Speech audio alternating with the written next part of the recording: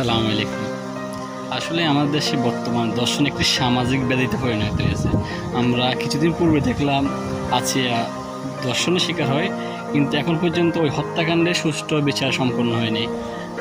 যার পরিপ্রেক্ষিতে বর্তমানে কুমিল্লার মুরাদনগরে একটি হিন্দু সম্প্রদায়ের বোনকে দর্শন করা হয়। আবার দুঃখের বিষয়, ওকে দর্শন করার সময় ওগুলা ভিডিও করা হয়।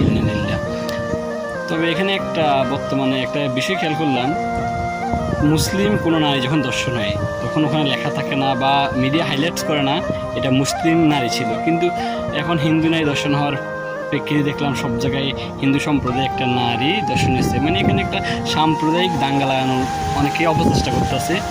আরও দেখলাম যিনি দর্শন করছেন কেউ বলতেছে বিএনপির লোক, আবার কেউ বলতেছে আওয়ামী লীগের লোক, আবার কেউ বলতেছে এটা জামাতের লোক।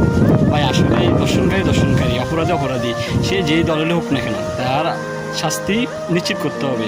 এখন অনেকে রাজনৈতিক স্বার্থসিদ্ধি হাসিল করার জন্য বিভিন্ন রাজনৈতিক ট্যাগ দিচ্ছেন। আপনার রাজনীতি জায়গায় রাখেন না ভাই, কেন রাজনীতি ট্যাগ দিতে হবে? দর্শনকারী কোনো দল হয় না, সে যেই দলেরই হোক, যত ক্ষমতাবান হোক, অপরাধীকে শাস্তি নিশ্চিত করতে হবে। তাহলে আমরা একদিন সোনার বাংলাদেশ করতে পারবো। না হয় যেভাবে চলতে আছে রাজনীতি স্বার্থসিদ্ধির জন্য একদল একজনকে যেভাবে অপপ্রচার চালাচ্ছে, যেভাবে দোষারোপ করার চেষ্টা করতেছে, আসলে বাংলাদেশ সুস্থ রাজনীতি এমনিতে নেই। দুঃখ বিষয় হচ্ছে এখন আমরা দর্শনকারী বিচার না আছে ও কে কোন দলের রাজনীতি স্বার্থ হাসিলের চেষ্টা করতেছি।